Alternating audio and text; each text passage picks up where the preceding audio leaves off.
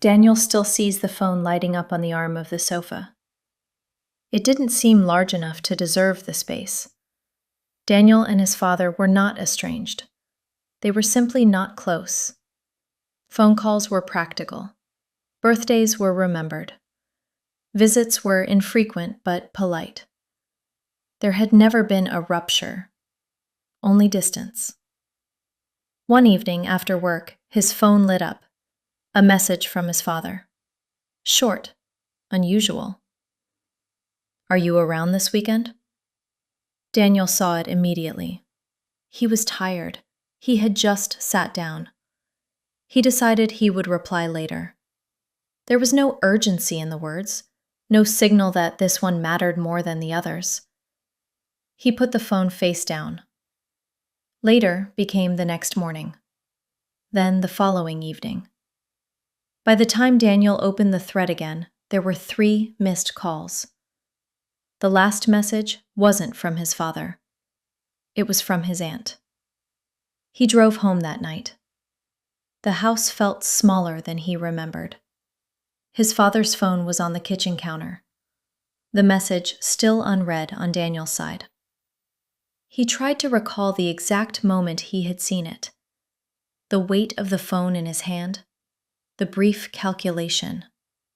Not now. There had been time.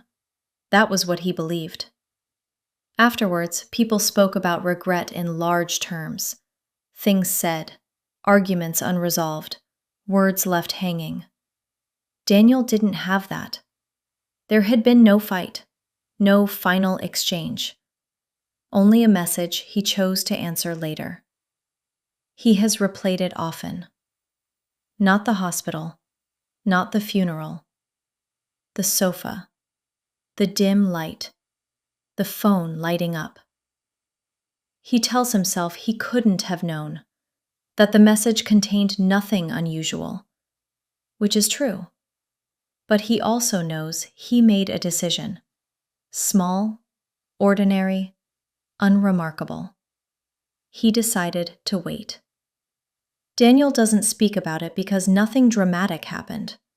There was no last conversation that could have changed anything. Only an absence. A blank space where a reply might have been. Years later, he answers messages more quickly. Not anxiously, just deliberately. He has never explained why. It isn't guilt exactly. It's an awareness that sometimes the only thing separating before and after is a pause that felt harmless at the time. He didn't ignore the message.